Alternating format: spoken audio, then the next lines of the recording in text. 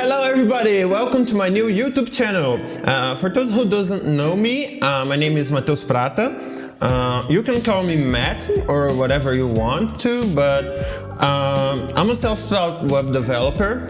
I've been coding since I was around 13 years old, so there is a pretty decent amount of time from here to there, considering I'm 23 right now. The reason I'm starting this channel is to help other people to get into coding, start their professional lives, help people who doesn't have no idea on how to code and wrap their heads around it, because for some people it's something really weird or it's something really hard, when in reality it isn't. It's very simple. And since pretty much everything I learned about coding was online on forums and YouTube videos, I guess it's my time to give back something to community, so let's do it.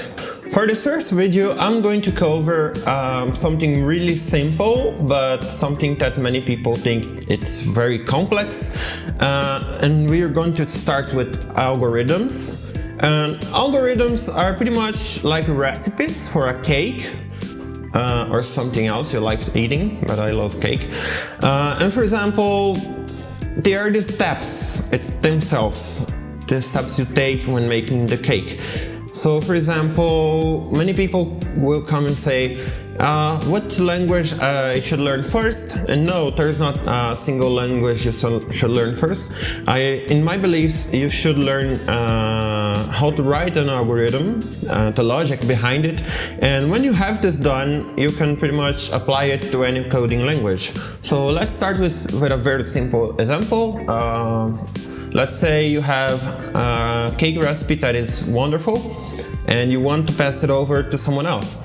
So when you write down this recipe, it's the same when you're coding. Like the programming language you choose is like the language you choose to write a recipe on. You can write it on English, in Danish, in Portuguese or Spanish or German, whichever language you prefer.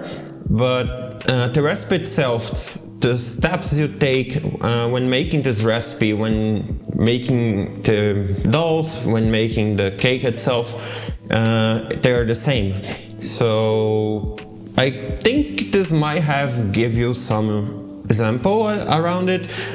Please correct me on the comments if you disagree or want to add something. Your opinions are very welcome since this is my first video here. So the code you get is like the written recipe, okay?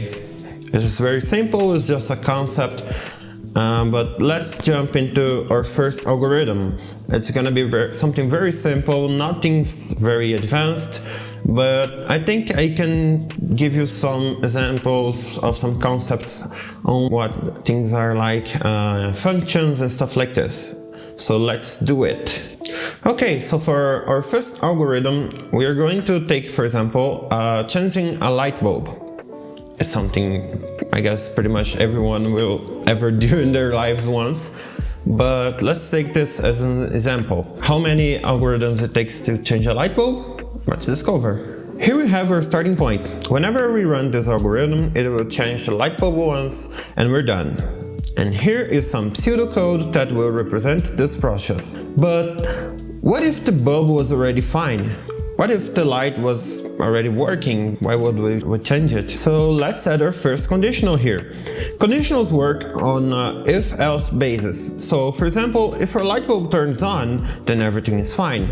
If it doesn't, then we change it. So after adding our first conditional, this is how our algorithm looks like, with a small test and a conditional in place. We flick the switch, and if our bulb turns on, then we're done. Else, we change the bulb and we're done. And also here is some pseudocode for this algorithm. It's very simple now, but are we really done? Not really.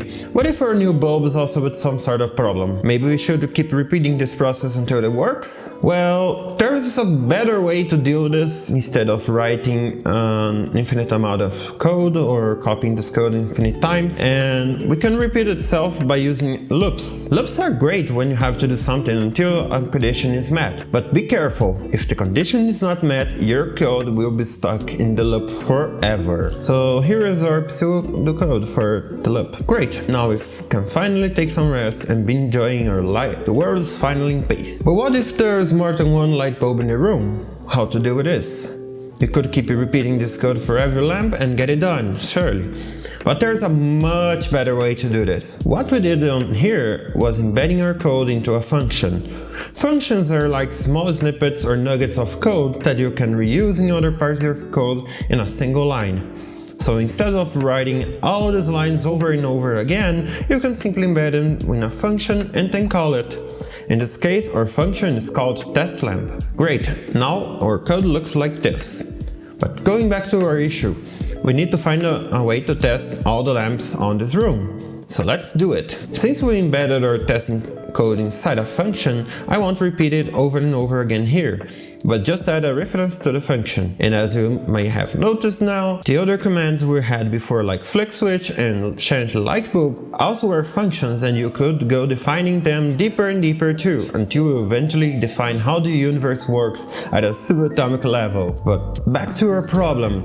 Here we added an iterator. What it does is going through each of the lamps in the room and running our function. By the end of it, we should have every single light in this room working. You can keep practicing by expanding this to other levels, like entire corridor full of rooms, or other detailing like everything down to how each of these functions and tasks like flick switch and change light bulb should be done. It's up to you, but for this video I think it's enough. I really hope you liked this video. If you did, please subscribe, like this video, share it with your friends, with someone you like, someone you want to learn something new. And if you didn't like it, so, well, I don't know, leave a comment. You're welcome to leave a comment if you like it too. I'm pretty much open for requests, for suggestions, for feedback and everything else, because this is my first video on this channel and my first video completely spoken in English. So if you didn't understand it completely, please forgive me. But I'm gonna try to make the next one a little better. So thanks for watching and see you next time.